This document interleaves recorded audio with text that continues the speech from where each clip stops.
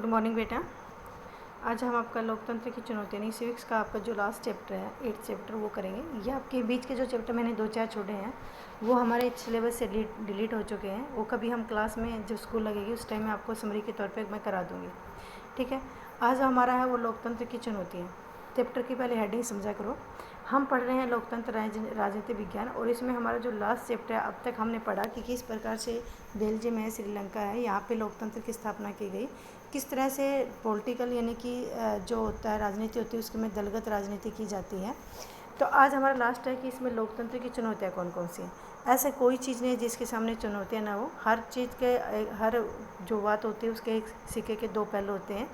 जहाँ हमने पढ़ा कि लोकतंत्र के बारे में हमने बहुत कुछ पढ़ा 9th से लेकर अब तक कि लोकतंत्र की डेफिनेशन क्या है, लोकतंत्र वास्तव में लोकतंत्र हम कहते हैं किस चीज़ को, किस तरह की गवर्नमेंट को हम डेमोक्रेसी गवर्नमेंट कह सकते हैं, या फिर किस तरह की ऐसी है कि जो है लोकतंत्र है डेमोक्रेसी उसके सामने सबसे ज़्यादा जो प्रॉब्लम्स आती हैं वो कौन कौन सी हैं, ठीक है।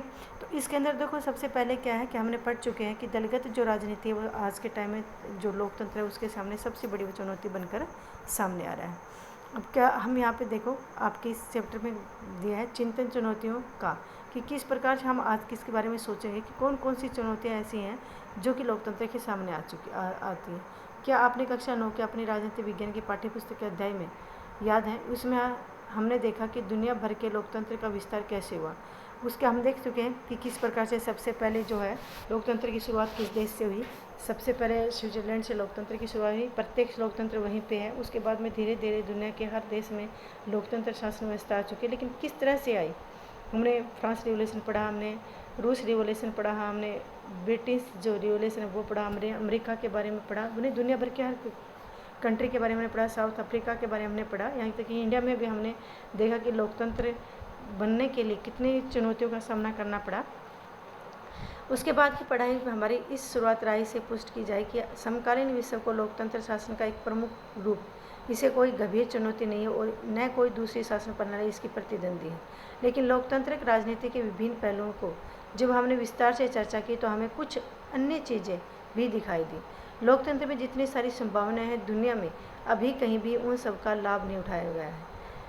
लोकतंत्र को कोई प्रतिद्वंदी नहीं है, इसका यह मतलब भी नहीं है कि उसके लिए कोई चुनौती नहीं है। लोकतंत्र की अपनी इस किताबी यात्रा के विभिन्न पड़ावों पर हमने देखा कि दुनिया भर में लोकतांत्रिक व्यवस्थाओं के सामने गंभीर चुनौतियाँ हैं। ये चुनौतियाँ किसी आम समस्या जैसी नहीं हैं। हम आम तौर पर उन्हीं मुश्किलों को चुनौती कहते हैं जो महत्वपूर्ण हो, लेकिन जिन पर जीत भी हासिल की जा सकती है। अगर किसी मुश्किल के भीतर ऐसी संभावना है कि उस मुश्किल से छुटकारा मिल सके तो उसे हम चुनौती कहते हैं। एक बार जब हम चुनौती से पार पा लेते हैं तो हम पहले की अपेक्षा कुछ कदम आगे बढ़ जाते हैं। अलग अलग देशों के सामने अलग अलग तरह की चुनौतियाँ होती हैं। दुनिया के 1/4 हिस्से में अभी भी लोकतांत्रिक शासन व्यवस्था नहीं है। इस इलाके में लोकतंत्र के लिए बहुत सी मुश्किलें और चुनौतियाँ हैं। इन देशों में लोकतांत्रिक व्यवस्था की तरफ जाने और लोकतांत्रिक सरकार गठित करने के लिए जरूरी बुनियादी आधार बनाने की चुनौती है। इनमें मौजूदा गैर लोकतांत्रिक शासन व्यवस्था को गिराने, सत्ता पर सेना के नियंत्रण का समाप्त करने और संप्रभु तथा कारगर शासन व्यवस्था को स्थापित करने की चुनौती भी है। अधिकांश स्थापित लोकतांत्रिक व्यवस्थाओं के सामने अपने विस्तार की चुनौती है। इसमें लोकतांत्रिक शासन के बुनियादी सिद्धांत को अभी इलाकों, सभी सामाजिक समूह, विभिन्न संस्थाओं में लागू करना शामिल है। स्थानीय सरकारों को अधिकार संपन्न बनाना, संघ की सभी इकाइयों के लिए संघ सिद्धांतों का व्यावहारिक स्तर पर लागू करना, महिलाओं और अल्पसंख्यक समूहों की उचित भागीदारी सुनिश्चित करना आदि ऐसी ही चुनौतियाँ हैं। इसका यह भी मतलब है कि कम से कम ही चीज़ें लोकतांत्रिक नियंत्रण से बाहर रहनी चाहिए। भारत और दुनिया के सबसे पुराने इलाकों में एक अमेरिका जैसे देशों को सामने भी ये चुनौती आ चुकी है कि किस प्रकार से लोकतंत्र में जो पॉलिटिक्स होती है उसको रोका जाए, किस प्रकार से दलगत जो है चुनौतियाँ हैं, इनकी दल बदल की जो चुनौती है वो उसको रोका जाए, किस प्रकार से बाहरी जो घुसपैठ है ठीक है उसको लोकतंत्र के अंदर से आने से रोका जाए। तीसरी चुनौती क्या, लोकतंत्र को मजबूत करने की है।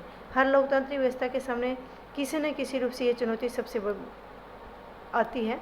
इसमें लोकतांत्रिक संस्था और बर्तावों को मजबूत बनाना शामिल है। यह काम इस तरह से होना चाहिए कि लोग लोकतंत्र से जुड़ी अपनी उम्मीदों को पूरा कर सकें। लेकिन अलग अलग समाजों में आम आदमी की लोकतंत्र से अलग अपेक्षाएं होती हैं। इसलिए ये चुनौती दुनिया के अलग अलग हिस्सों में क्या होती है, अलग अलग रूप में ली जाती हैं। संक्षेप में हम कह सकते हैं, इसका मतलब संस्थाओं की कार्यपद्धति सुधारना और मजबूत करना ताकि लोगों को भागीदारी और नियंत्रण में वृद्धि हो। इसके लिए फैसले लेने की प्रक्रिया पर अमीर और प्रभावशाली लोगों के नियंत्रण और प्रभाव को कम करने की जरूरत होती है। यानी कि हमारे क्या है, दुनिया के सभी देशों में क्या है, लोकतंत्र के लिए सबसे बड़ी चुनौती है कि लोकतंत्र को मजबूत किया जाए। मजबूत का मतलब क्या होता है कि हमारी जो ये कहें कि हमारी जो सरकारी संस्थाएं हैं, ठीक है, इनको कैसे मजबूत किया जाए, आम जनता की भागीदारी को इसमें कैसे शामिल किया जाए, जिससे कि जो अमीर लोग हैं, जो प्रभावशाली लोग हैं, उनका जो दबदबा है इन संस्थाओं के ऊपर, उसको कम किया जा सके। 9वीं कक्षा की पुस्तक में आपने क्या पढ़ा था कि हमने अनेक उदाहरण देखे, कहानियों की मदद से भी हमने चुनौतियों के बारे में पढ़ा। आइए लोकतंत्र को अपनी यह चुनौतियों के सभी महत्वपूर्ण पड़ावों को लौटें, यादों को ताज़ा करें और देखें कि इन पड़ावों पर लोकतंत्र के सामने कौन कौन सी चुनौतियाँ आ चुकी हैं।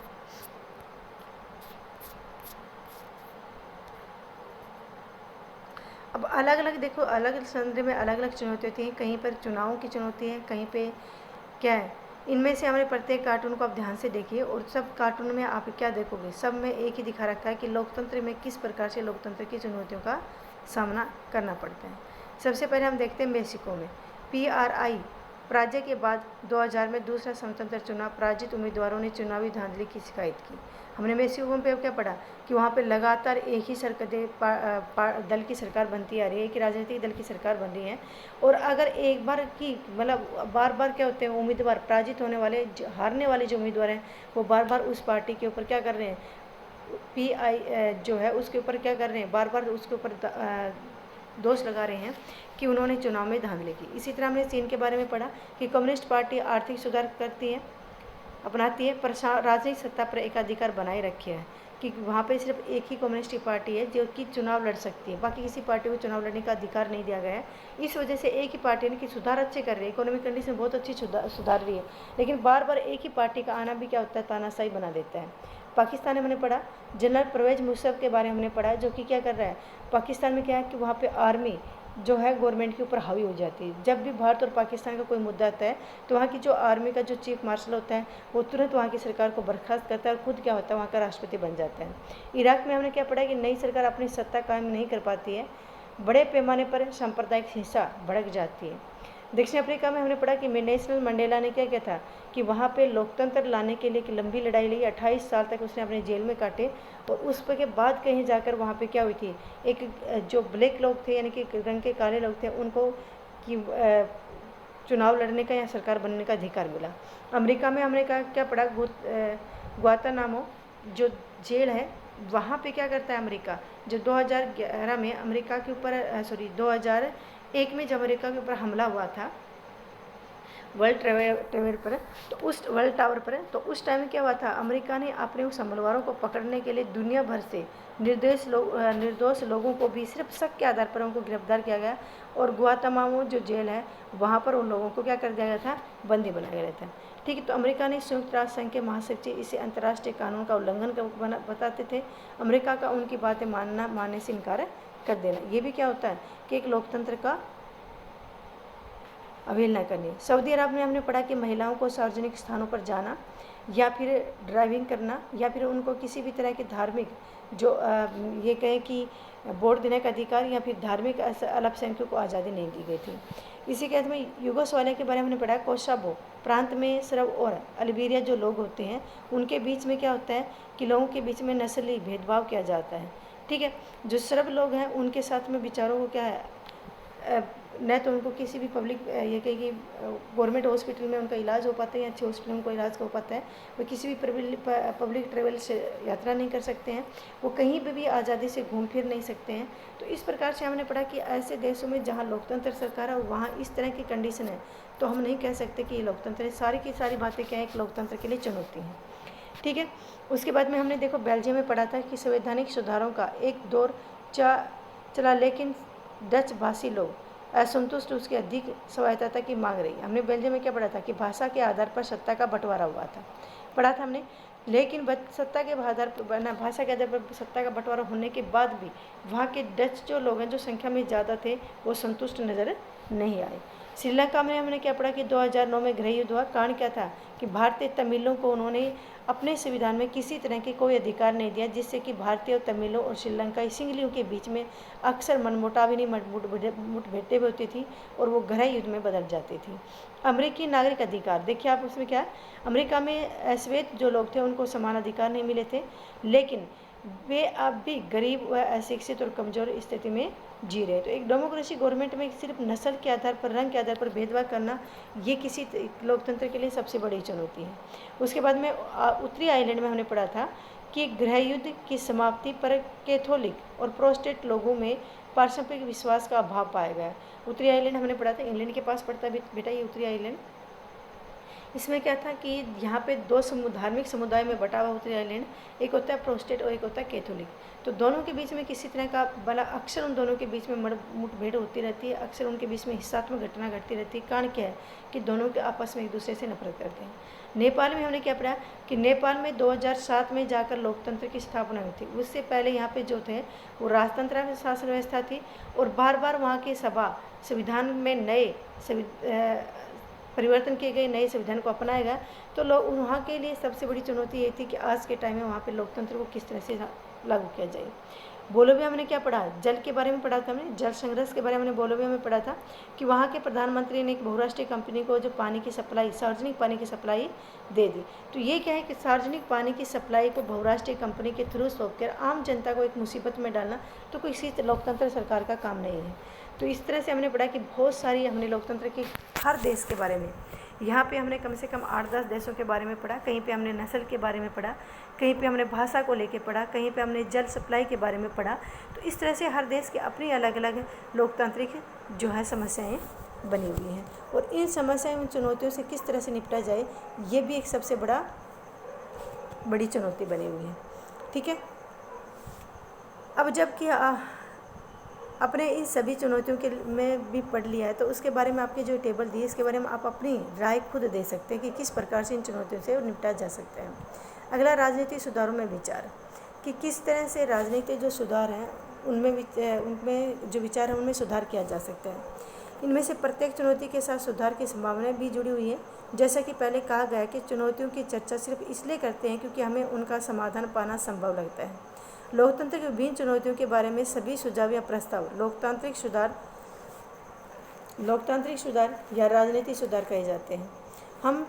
हमें वांछित राजनीतिक सुधार की सूची नहीं है देने जा रहे हैं क्योंकि ऐसी कोई सूची अंतिम रूप में बनाई नहीं जा सकती।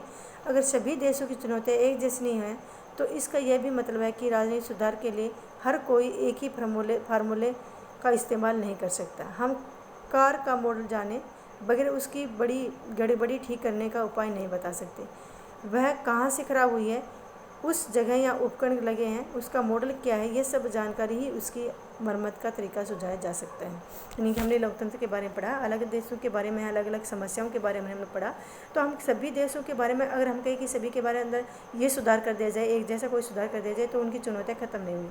क्योंकि जिस तरह से गाड़ी होती है, गाड़ी के मॉडल को जब तक उसके मॉडल का नहीं पता होता तब तक उसको ठीक करने का फार्मूला भी नहीं पता होता कि गाड़ी किस मॉडल की बनी है, कौन इंजन कहाँ लगा हुआ है, कौन सा कलपुर्जा कहाँ लगा हुआ है, वो क्या कौन सा कलपुर्जा किस तरह से यहाँ पे काम कर रहा है, तब तक गाड़ी को ठीक नहीं किया जाता। तो ठीक इसी तरह से हर देश के अपना एक संविधान का मॉडल होता है, अपने डेमोक्रेसी गवर्नमेंट का मॉडल होता है।